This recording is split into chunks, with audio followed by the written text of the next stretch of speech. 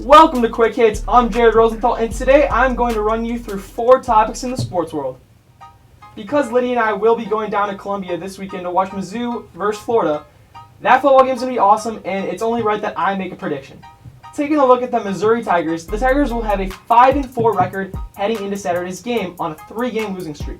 Vanderbilt, Kentucky, and Georgia, put that in the past. The Tigers are 5-0 at home this year, and although quarterback Kelly Bryant is suffering from a hamstring injury, which happened in the first quarter of the Kentucky game, they have a reliable running back in Larry Rountree III and solid receiver in Jonathan Nance, who transferred from Arkansas that can definitely keep this Tigers team in the game. In terms of the quarterback position, Missouri's redshirt sophomore quarterback in Taylor Powell did not seem convincing last week, only getting 5 first downs on the night. When the team put in true freshman Connor Bazelak, America saw promise. He played 2 drives, and one of which consisted of 17 plays, hitting 6 separate receivers. Missouri coach Barry Odom has confidence in Bryant getting back on the field, but he didn't really provide specifics. On the flip side, a good 2-loss Florida team coming into their first colder environment of the year could face troubles. Quarterback Kyle Trask has done a stellar job in leading this team, and last week threw for 363 yards and 3 touchdowns, which was a career high of his. They have a ton of talent between Trayvon Grimes, Kadarius Toney, and Kyle Pitts, but the last 2 times these teams have played, the Tigers won the fight.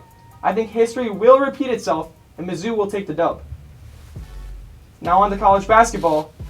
Duke isn't getting nearly as much hype as they did before last season, and why? Well, it's quite obvious. When one of the most dynamic trios in the history of college basketball goes to the NBA, the narrative can change.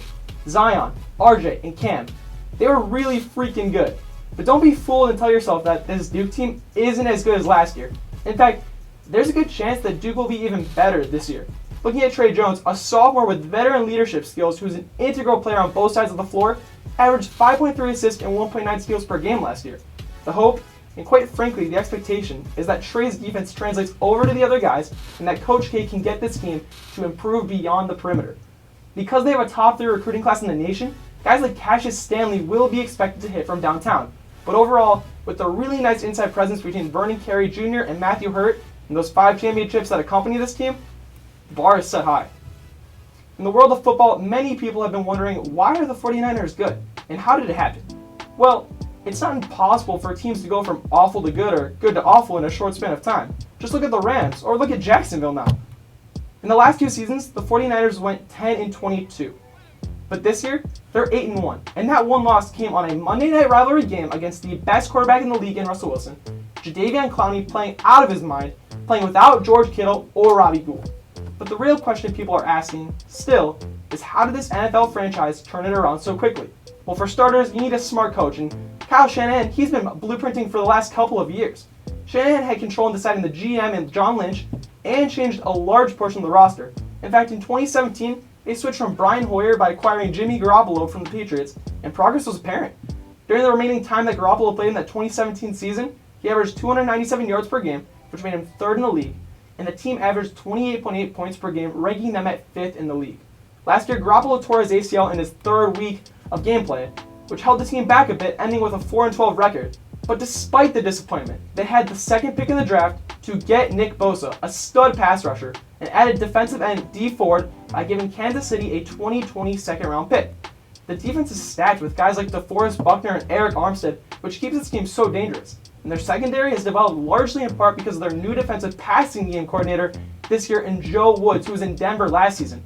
Also, defensive coordinator in Robert Saleh brings the energy every game, which definitely helps out this football team. And oh yeah, what about Richard Sherman? Offensively, they have a sick tight end in George Kittle, a great receiver in Emmanuel Sanders, and their run game is legit. They run the ball close to 38 times per game, which is the most of any team in the NFL between Matt Breida and Tevin Coleman. This team does a great job of complementing the pass game with their ability to run the ball. Overall, I think this team will go 13-3 and end up making it to the NFC Championship. Now, one of the most talked about teams in the NFL, the Dallas Cowboys, have raised a lot of questions this year. But who really are the Dallas Cowboys? The Dallas Cowboys are the most pathetic franchise in the NFL. For being America's team, it's been an awfully long time since they've won the Super Bowl. But let's focus on this year. When competition comes, they shy away. Losing to both the Packers and the Saints is definitely frightening, considering those are 2 teams they're going to have to play, assuming they make the playoffs. Sure, they beat the Giants when old man Eli played, and the 2nd time in New York because they have one of the worst defenses in the league that's given up over 3,800 yards this year. And sure, they beat the Dolphins, who have the second worst offense in the league and don't even score 2 touchdowns per game. And yeah, they beat the Philadelphia Eagles, who could barely beat the Redskins and the Falcons. But that doesn't mean anything. What on earth happened against Minnesota? I will say, passing-wise, this team is good.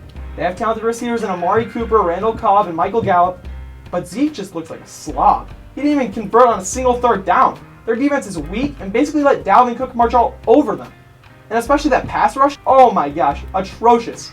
Furthermore, their play calling just stinks. And on that final drive of the game, Amari Cooper has to be the go-to guy. That's Dak's guy. But hey, it's just another pathetic week for the Cowboys. Thank you so much for listening to Quick Hits. We will be back very soon.